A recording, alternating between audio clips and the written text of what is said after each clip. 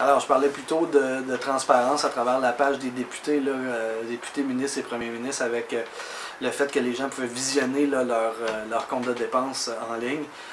Mais là, j'embarque justement dans un segment que j'appelle communication. Ça, c'est vraiment le portail du gouvernement. Là, il doit être refait, mais au complet.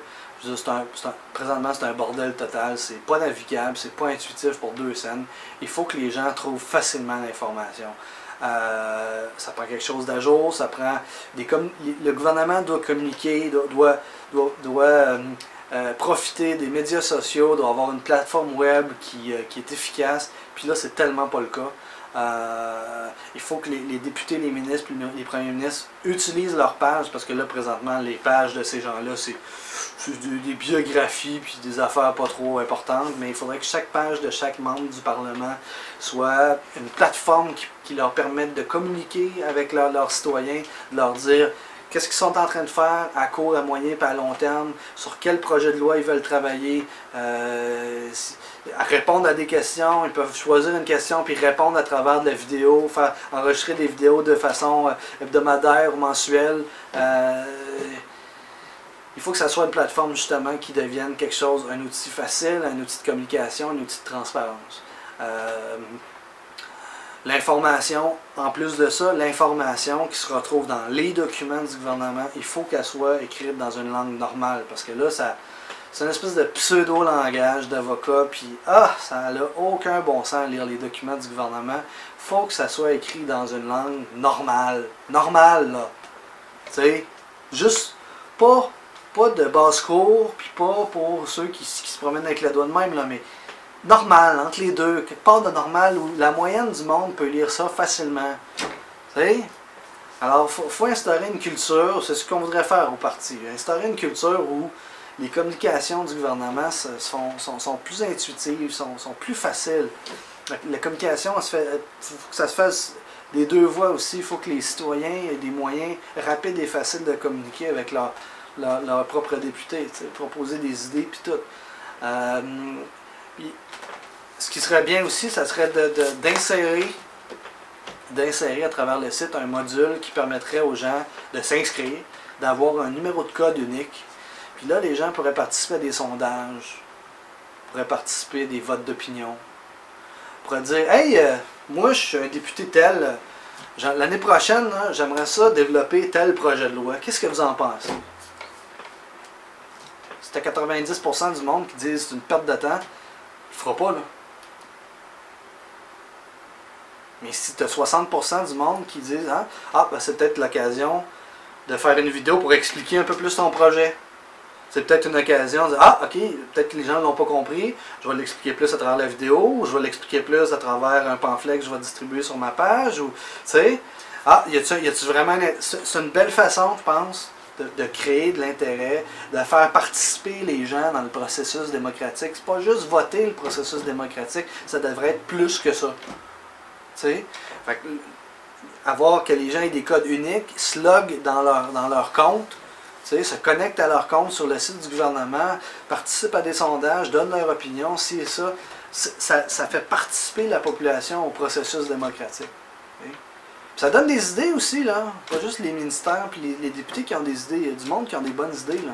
Regarde, moi je pense que là, présentement, j'ai une bonne idée, là. Okay? Bon, alors là, maintenant, j'aimerais passer à d'autres idées. Que je trouve intéressantes, qui sont dans la même ligne justement qu'un parti pragmatique pourrait proposer, je crois. Première idée que j'aime beaucoup, c'est de la création d'un ministère de la science. Premièrement, c'est une excellente idée pour pousser la jeunesse à aller en sciences. Il faut que les jeunes aillent en sciences.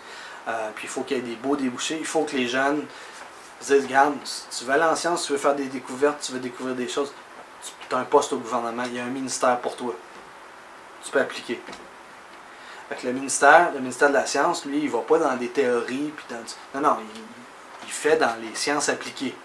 Fait que il va dans des champs de recherche où c'est des choses de tous les jours qui peuvent améliorer notre quotidien puis permettre de faire des économies. Fait que si par exemple, tu as un groupe de recherche dans le ministère de la Science qui fait une découverte, ils viennent découvrir une nouvelle façon de créer de l'asphalte, puis cette asphalte-là, elle coûte 3 fois moins cher et elle dure 10 fois plus longtemps.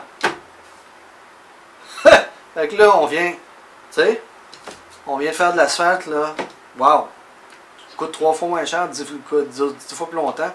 Pas mal le fun, ça. On vient de sauver beaucoup d'argent, puis c'est du monde dans notre ministère qui l'ont trouvé. Et là, pas juste ça, là. Là, cette découverte-là, là, on peut la breveter. C'est un brevet qui appartient aux Québécois, ça. C'est un brevet qui nous appartient. C'est une invention qui nous appartient. Elle nous coûte pas cher, premièrement. Puis deuxièmement, on peut la vendre, cette technologie-là. On a le brevet. Fait qu'on va la vendre à d'autres gouvernements, à des entreprises privées. On fait des profits avec ça. Fait que le ministère de la Science, là, grosso modo, là, il peut plus que subvenir à ses propres besoins, il peut même y aller, puis financer plus de projets, puis grossir, puis s'autofinancer, bref. T'sais? Le ministère de la Science, il n'est pas juste là pour des découvertes, il peut aussi, une autre fonction pourrait être octroyer des prêts pour des jeunes entrepreneurs. Fait que si un entrepreneur veut se partir en affaires dans un système qui est technologique, scientifique, parfait, on peut te donner, on a un programme, X, puis on peut te donner tant d'argent pour t'aider à démarrer ton entreprise, puis évidemment, ben, qu'est-ce qui arrive? Ben, quand tu fais ta découverte, la moitié appartient à nous autres.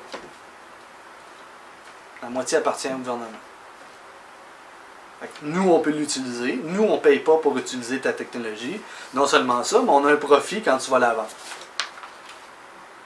Encore là, beaucoup de gens sont gagnants. Nous, les premiers.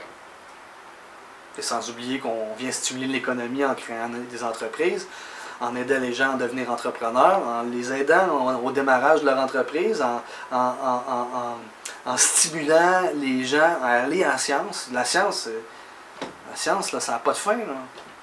On peut faire des découvertes aussi longtemps que ça nous tente, puis ça peut nous rapporter aussi longtemps que ça nous tente. Fait que moi, je pense que un ministère de la Science qui ne fait que ça, qui, je sais pas moi, peut commencer avec 2-3 000 employés, tu sais, puis pour pouvoir grossir assez rapidement, il me semble que c'est une bonne idée.